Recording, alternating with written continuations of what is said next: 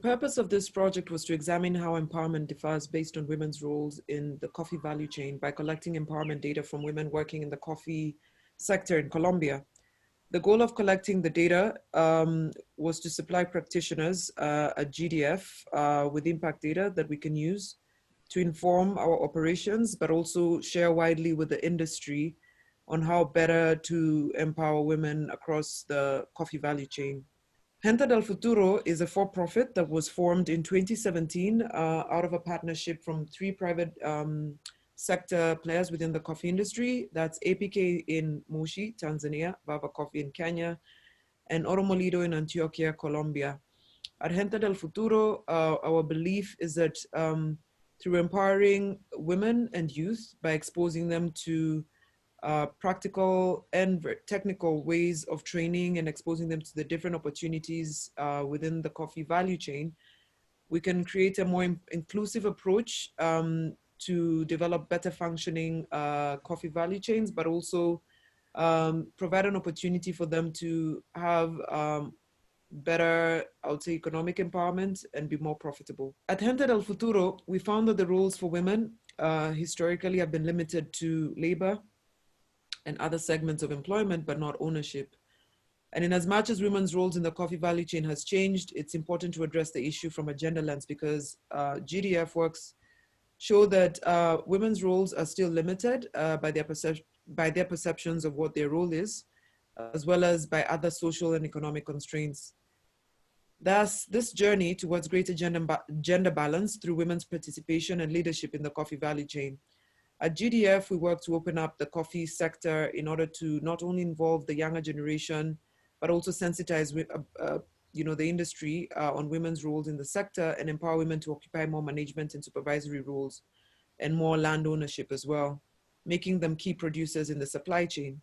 To help ensure the coffee sector has equal benefits for women and men along the value chain, at GDF, we decided that we need more nuanced gender data that can make us, help us have more and make more strategic decisions on how GDF can help support equal involvement of men and women in the coffee value chain, especially in management and leadership roles.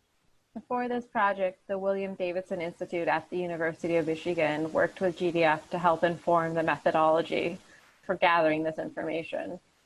The WDI is a nonprofit research and educational organization focused on developing and testing market-based solutions and disseminating knowledge to support economic development in low and middle income countries. The performance measurement and improvement team at WDI designs and implements customized assessment solutions to understand the economic, social, and environmental performance and outcomes of organizations operating in LMICs. We work with partners to track key impacts and use that data to improve their strategy and operations. In this project, we provided advice in survey development, training and pre-testing the data collection instrument, and guidance on robust data collection practices. The target of the survey were smallholder women, coffee farmers, and workers in coffee growing regions in Colombia. To examine assumptions about gender equity, poverty levels, livelihoods and business models in farming communities, the survey included questions from the Poverty Probability Index, along with questions about financial practices, economic stability, family size, and land ownership. The survey also included questions about women's education, children's welfare, and sought to identify gender-based beliefs and practices among husbands and wives. WDI provided guidance on introductions to survey sections, sequence of questions, rating scales used, length of the survey, as well as other items. Optimally, we wanted to stratify respondents by farm location and by those engaged in direct trade and those working on the farms. However, due to limited human and transportation resources, we integrated data collection into existing contact points with farmers based on business training, paydays, and harvest activities. Thus, the data collection was largely opportunistic. As a social enterprise, GDF is lean and during the project had 5 full-time staff, including its Colombia and Nairobi-based co-founders and owners. As a result, we worked with one of GDF's supporting organizations to facilitate in-person surveying of farmers using tablets. We used the train the trainer model where WDI trained VAVA remotely on how to test the survey questions with respondents using the cognitive interviewing technique. This technique helps ensure questions are understood in the manner intended and that all respondents understand the question in the same way. We also shared survey best practices with BABA. BABA then trained enumerators in person using a mobile data collection application on Android tablets. A survey pilot was carried out in a single area and included 12 women who worked across the coffee production chain. Findings from the pilot informed adjustments to the survey and the data collection processes. For data collection, over 300 women were interviewed in several regions. The survey covered a needs assessment for GDF, clearly highlighting that there is a demand from the community for more training and exposure to opportunities that the women can take advantage of within the supply chain. More than 90% of the women interviewed expressed a need for this. Conclusions about GDF's impact on women's empowerment will be difficult to draw until at least more longitudinal data is collected. And at GDF, we will then be able to conduct a comparative analysis between the condition of the women prior to training received and after incubation period with GDF of slightly over a year, say 2 seasons of harvest. Our long-term data collection plans are, given that the responder distribution may require different mobile channels, the demands on human and financial resources were heightened by the distribution being over a wide geographical area.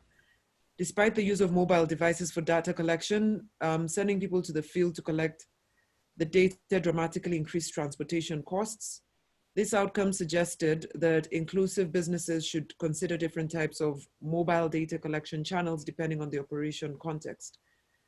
While in-person service generated positive interactions with suppliers, provided opportunities for education and branding, it exposed operational inefficiencies.